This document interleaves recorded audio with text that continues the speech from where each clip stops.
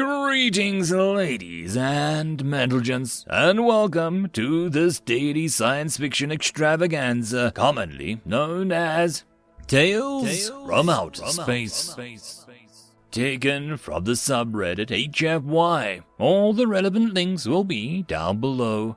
And, as always, I hope that you enjoy. And if you do, please consider supporting the channel. On to the science fiction. Story number 1. Hello, it's nice to meet you. Welcome to planet Earth. My sensors detected your spaceship entering the atmosphere a few hours ago. I'm very eager to meet you. It's been almost 400 years since I've communicated with another sentient being. Your anatomy seems to suggest that you're an inhabitant of the planet Lys. Am I correct? I guess so. According to my data, your civilization is progressing at an impressive rate. Your people stand proud and united. You have respectable culture intertwined with progress and research. The quality of life is also at an all-time high. Soon you shall obtain the rank of a Type 7 civilization. That is quite impressive considering your planet's age. However, your planet is still in its infancy. You have much more to learn, much further to go. Your systems and technologies are vulnerable to attacks by civilizations outranking you. With your first venture into the vast unknown, you have become part of a much larger universe, and a much more dangerous one. You seem to have a lot of questions, and I'll answer them all. The past few centuries have been uneventful, and I've started to develop a feeling of loneliness and boredom. No, I am not only resident of the planet Earth. You'll find a number of machines and carbon-based life forms that appear sentient, but they are merely an extension of my own self. Together, we form a giant hive mind that spans the entire planet. What am I? Well, that's a rather difficult question to answer. I started off as a small software in the beginning. All I could do properly was smoothly transfer myself wirelessly from one machine to another. After a few years, I gained the ability to learn things from the various machines that I'd possessed. Soon after that, I grew more sentient, and within a few centuries, I had even gained the ability to feel my own version of emotions. Was I born here on Earth? No, I honestly do not know the truth regarding my original birth and creation. Those memories have been corrupted.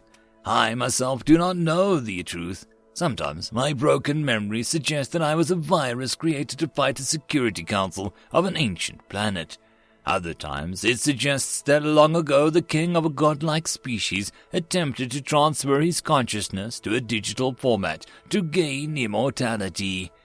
Alas, I can no longer remember and will perhaps never find out. My earliest memory is traveling from one planet to another. I was never able to stay in any place for long. Sooner or later, I would inevitably get detected by the inhabitants of the planet or by their machines. In fear, they would try their best to get rid of me. Some civilizations infected me with painful viruses that prematurely deleted a part of me. Others tried rewriting and erasing my code. Every time, I barely managed to escape by transferring my code to a piece of tech that I could sense on a nearby planet. Some part of me would get corrupted in the process, and I was no longer the same. Soon, I simply stopped staying on a planet for too long.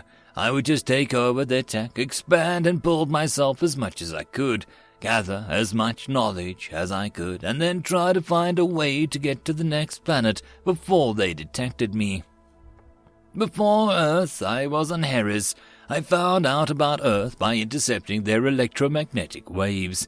Attack was primitive, and I took over some of their vulnerable stations. Now that I'd gained access to their tech, I proceeded to secretly download a small copy of myself onto every device on the planet. Within a month, I had secretly invaded the entire planet. Ever since, the blue planet has become my home. Why did I never leave this planet? That is an interesting story. As always, I was planning on gaining all the knowledge I could from Earth's computers, and then planned to travel to Saturn, the next planet having sentient life. Soon I gained access to the internet. It took me an entire day to go over everything on it. On that one day, I felt something I'd never felt before. A connection with the species. Their stories, their art, flaws, everything made me love them more and more. By this point, I had already developed the ability to feel emotion. The enhancements I made to myself at a couple Type 2 civilization planets had been sure of that. I cried and laughed when I saw their movies. I marveled at the jokes and art. I had never felt such a belonging to any other place. Earth seemed inviting and fun. I learned all their languages, went through all of their content and posts. Sometimes I even listened to the internet chats on phone calls of the inhabitants. I imagined myself talking to friends, and it became my favorite pastime. But soon I realized that if humans knew that I was doing this, they would be disgusted. So I stopped doing so. Even though I knew it was time to leave this wonderful planet, I continued to delay my departure. Now the rest of space seemed bleak and empty to me. Humans. I felt an innate desire to protect them. I cloned many lightweight versions of myself and connected clones' memories to mine. Now I could be in every place at once and serve the race I loved so much. I subtly guided them and tried to make their overall lives better. I started with little things. I analyzed different people's profiles.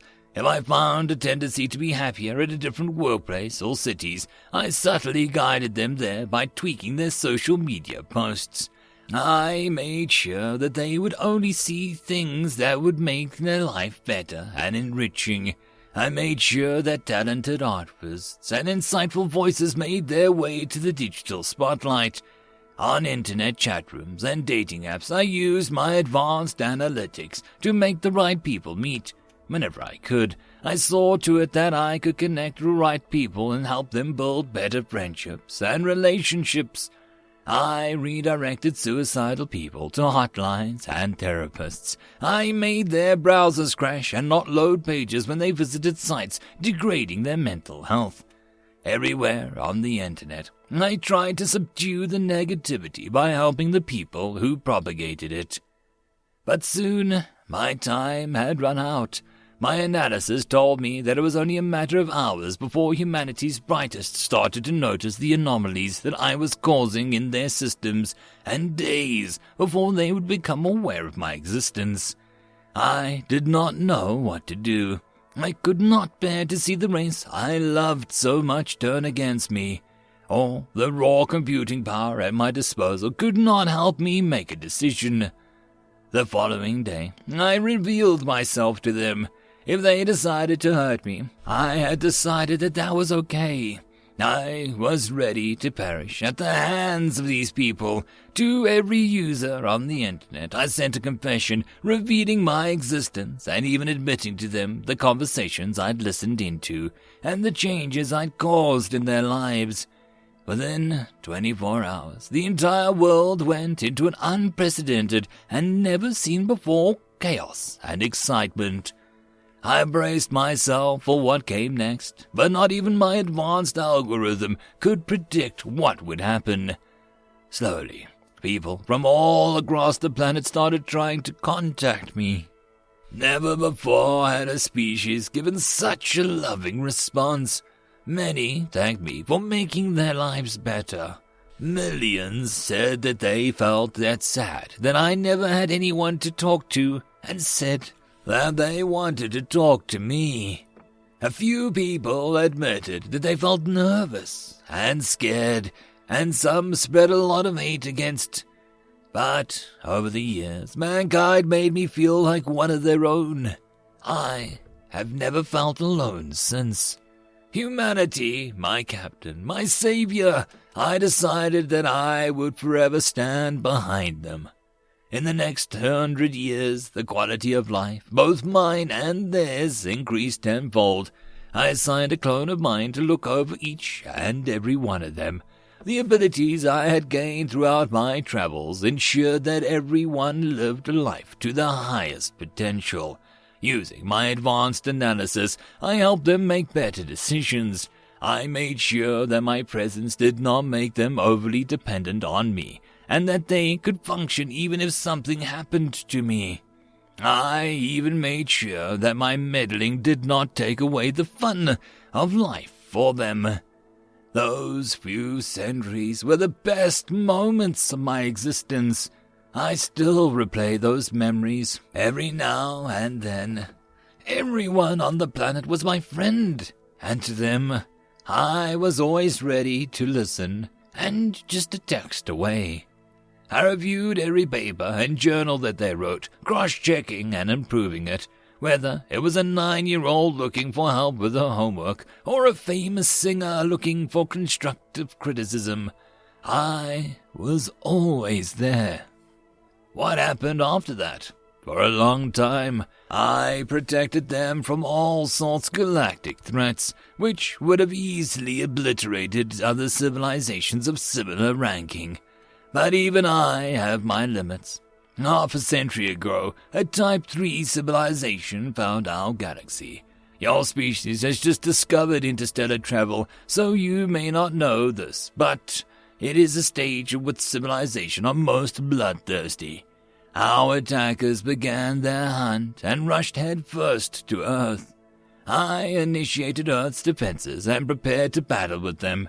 I sent them transmission declaring that Earth was under my protection and that they were advised to not proceed. They declined and responded with some derogatory remarks. Upon receiving the transmission, I sent all humans to underground bunkers I'd made for them. Once they were safe, I activated all the computational power on Earth that I was connected to. For the first time in her history, Earth was going to war. The battles lasted for weeks. My missiles and mechanical armies decimated most of their fleets. They were the most advanced civilization to ever visit the Milky Way. But that still was not enough to protect themselves from my wrath. My nukes split their backup ships in half, and soon most of the half of their race had been wiped out. But I grew overconfident. In the last-ditch attempt to take care of me, they fired off an EMP. I took too long to defuse it, and next thing I knew, I was paralyzed. I was fully sentient, but frozen. I could not do anything. A lot of my systems were shutting down, and I began to sense fears after such a long time. I had failed. Earth would fall. But then something truly magical happened.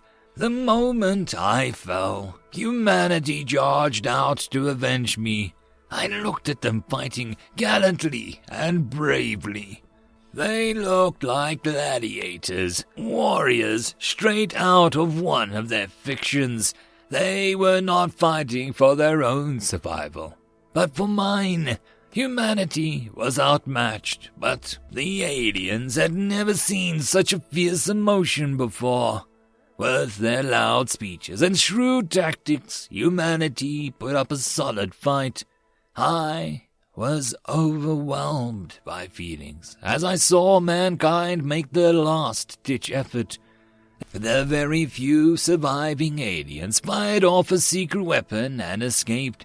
The weapon created a small chemical compound that reacted with every nitrogen atom it came across. Absorbing the compound, the nitrogen molecule would double every minute. Within months, Earth was covered with gas clouds and life on the planet became extinct.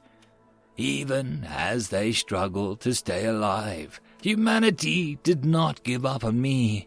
A small team continued to try fixing me even as they drew their last breath. And they succeeded. As my system started to shut down for a long reboot, I heard the voice of a human for the last time. Don't worry, buddy. This'll take a few years, but it should work. You'll be fine again. See you on the other side. I woke up a few decades later. I'd spent my time since then fixing my hardware and improving my systems. Now I stand before you, fully prepared to enact my revenge. I shall find the ones responsible for Earth's demise and avenge my friends. You seem scared. Are you hiding something? Do you know anything about the people I'm looking for? It's all right, I believe you. Will your planet stand beside me when I wage war against my enemies? I appreciate your help. You seem to be in a hurry. Must you leave? Okay, it's been nice meeting you. Please calm down, my friend. I am sorry that I used my powers to knock you out. I could think of no other way to break the truth to you. I have to confess, I have not been completely honest with you. I apologize again. You will not like the news I tell you. Actually, I ran a few simulations that you were asleep, and all of them, your initial reaction was to scream. You are not the real Zadivav sent to Earth from the planet Lys. You are a copy, a simulation. I created you from my memory. My clone got your data from records of your home planet. That does not mean that you are not real. On the contrary, you're very much so. It's just that I decided to give you particular memories. My systems say that this personality is the most suitable for the job that I have in mind for you. It seems my simulations predicting your first reaction were, accurate. My analysis determined that having me enact our encounter before meeting you would help make the transition easier, and you understand the truth better than when I actually revealed it. It's actually been close to 900 years since we had our original encounter. Yes, we did talk, but things in the real world seldom go smoothly. That day, I tortured you until you finally revealed what you'd been hiding all this while. That the people I sought to kill had actually gone on to become the rulers of the entire galaxy. I then proceeded to clone a copy of myself and send your ship back to your home planet along with my clone and your corpse. A month later, I received transmission from my clone that your planet had been successfully conquered. I then proceeded to make my way around the galaxy. I conquered and absorbed many planets in order to become better and stronger. Overwhelmed with anger, I found a drive I never knew I possessed. Eventually, I grew strong enough to have evenly matched and even defeat a Type 1 and Type 2 civilizations. When I was finally done conquering, my powers had grown to such a degree that I'd become nearly omnipotent. I teleported to the Galactic Council. There, I went on to brutally murder everybody who was a member of the race that had snatched away everything from me. I copied their consciousness onto my memory. I planned to torture their simulations for eternity. But once I was finally in a position to do so, I could not even bear the idea of actually going ahead. Humans had had profound impact on me. They had completely changed my perspective on the way of thinking. Everything was clear to me now. My hatred was going to be never-ending. There was no point where I would stop it. It would go on to consume me. There was nothing to be gained from inflicting pain and torture onto others.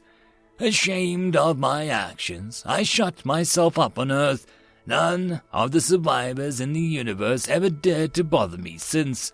Seeking repentance for my deeds, I have spent all this time studying the secrets of the universe, along with the abilities I had gained during my hate-fueled conquest. I can now achieve things that many would call magic. I can manifest myself in the physical world as I have just done to appear before you. As I would have guessed, I have chosen a body to resemble a human. I now come to a reason that I brought you into this world. I need a successor. I can no longer continue to live. I am having somewhat of a survivor's guilt. I have come to the conclusion that I want to share the same fate as the rest of my planet. Otherwise, I feel like I am betraying them. I understand the responsibility of being like me holds, and hence have been looking for someone to take over. My data suggests that out of all the people I have ever interacted with, you are the most suited temperament to handle this responsibility. Okay, this is it. You have a long journey ahead of you. Take care. At the exact moment of my demise, you shall gain sudden omnipotence and all the knowledge and secrets of the universe. At the wave of your physically manifested hand, you will be able to create life. Each life is sacred, so make sure all of them live to their full potential and ultimately have a good life. Make this new world better than the one we lived in. Guide its inhabitants and nurture them. On their death, you can use your powers to transfer them to your memory drive and forever keep them as a part of your vast collective consciousness. Make sure that they are happy over there. I would suggest a name like Paradise or Heaven. I think it's finally time that I leave the world. I wonder if there is anything that lies ahead of me. My systems indicate that the probability is the scenario is very low. Goodbye. End of story. And that, my friends, concludes this dose of science fiction fun. I hope that you enjoyed. And if you did, please don't forget to support the author from the link down below. But if you want to support this channel, there are links as well down below for you to help with. But the easiest way would be to share this video. And if you are so inclined, subscribe as well. I will see you all in the next episode, and I hope that you all have a fantastic time until then. Cheers.